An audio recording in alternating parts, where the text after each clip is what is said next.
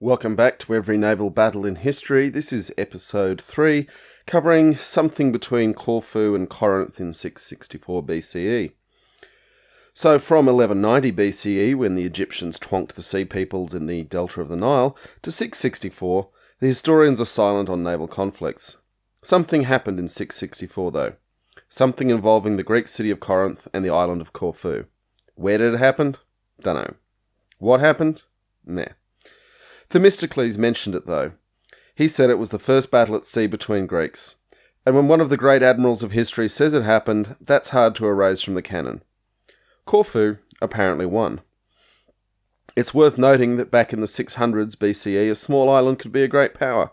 A little bit of civilization and the safeguard of the sea went a long way. Despite winning the battle, Corfu was later occupied by the Corinthians. Having originally been a Corinthian colony, this was as much as anything an intra-Corinthian conflict, but as we plough through the naval conflicts of antiquity, there will be at least as much Greeks fighting Greeks as any external fights. So we're done for this episode then? Let's talk about the Greeks. Looking forward in the list of naval battles of history, it's nothing but Greeks, sometimes fighting each other, sometimes someone else, until the Romans start punching on with Carthage in 260 BCE. This almost certainly reflects the Greek willingness and ability to write anything down, and the willingness of intermediate transcribers to preserve Greek works through the ages, as much as the actual state of conflict. But to set the scene and to understand life at sea, we need to know a few things. Advances in pottery had created the opportunity to store and transport grain, wine, and olive oil in amphora. This, of course, created the incentives for maritime trade, in turn leading to commercial colonies, piracy, naval contest, huge wars, start back at the beginning, wash, rinse and repeat. Olive oil might not sound exciting in 2021, but in the ancient world it was a source of calories, used in contraception, a key ingredient in makeup, important to personal hygiene, and the main source of light in most homes. Similarly, extracts and preserves seem twee in the modern day, but fish sauces and fruit syrups were similarly crucial in an era where feeding the family through winter was a pressing concern. Given a choice of loading up a ship and sailing to market, or trying to get animals to cart heavy weights along goat tracks, you can imagine why these trade networks gave priority to the sea over land-based trade, and for that matter still do. Any sandy beach with a freshwater creek could suffice as a port.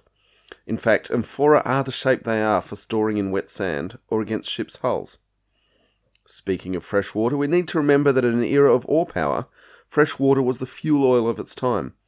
A ship could only keep enough water to keep the crew effective for a couple of days. Those freshwater creeks quickly became crucial ports. Getting back to the oars. Despite the best efforts of Ben-Hur, we should not think of ancient oarsmen as slaves in bondage. There are a couple of reasons for this. Firstly, in the middle of a frantic sea battle, the last thing you want is a gang of sullen desperados on board your ship in any capacity, let alone as crucial crew. To be relying on them for motive power is high foolishness, and the event of a boarding action, you want all that manpower motivated to fight the enemy willingly. Slaves were occasionally called up in emergencies, but in almost all cases they were offered their freedom in exchange for their services. It was well understood that rowers needed to be highly motivated and up for the fight. As importantly, working the oars in a galley required a great deal of skill, training, and communication. This was high-status work. When we talk about superior training through the ages, we should always remember that training is expensive. It is no accident that the side with the superior trade networks could afford more intensive training for their crews. Now let's talk about some of the names for these ancient ships. The ancient sources talk a lot about biremes, with 2 rows of oars, triremes, with 3, and then things get crazy with talk of quad, quin, then hex, sept, and even deciries with 10 rows. Anyone who's even rowed a canoe knows that this is an impossible arrangement. The exact arrangements are still the subject of heated academic debate, but it appears certain that the numbers in the ships' names were referring to rows of oarsmen, not necessarily rows of oars. The modern Hellenic Navy has a commissioned replica trireme called Olympias, which has resolved some questions about these possible arrangements. Olympias tells us that speeds of 9 knots, or 17 kilometers an hour, are possible, but cruising without the wind is closer to 2 knots or 4 kilometers per hour. a crew of around 200 is realistic. The vessel weighs in around 50 tons and is 37 metres long. The ancient Greeks developed fighting tactics which involved deploying line abreast, that is, with all the ships advancing side by side in a long line. This created a lot of head-on ramming engagements. From this, ship weight became more important for hundreds of years, driving the development of ever larger fighting ships to crush lighter ships in these head-on ramming situations. The end point of this was the colossal Tessera Conteres, or 40-row ship built by Ptolemy IV, Philopator of Egypt, remembering Egypt was Greek ruled by the 3rd century. Very likely it was a catamaran and was believed to have required 4,000 rowers and had room for another 3,000 fighting men and crew.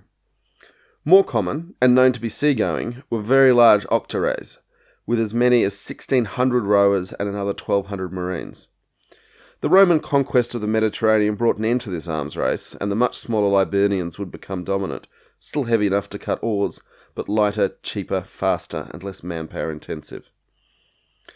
Returning to 664 BCE, the follies of the Diadachi, the warring successors of Alexander the Great, remained in the future when Corinth and Corfu fired the starting gun of Greek naval conflict back in 664. It is almost certain that the battle was fought with triremes and rams, or at least ships similar to what we think of as triremes. We at least have evidence that the Phoenicians were using multiple banks of oars and a ram in 700 BCE. The galley in some form or other would dominate naval warfare in the Mediterranean until the arrival of gunpowder cannon. And those more modern galleys definitely did use slaves. It's not always progress. More episodes to come. We've got a lot of ground to cover as we take on every naval battle in history.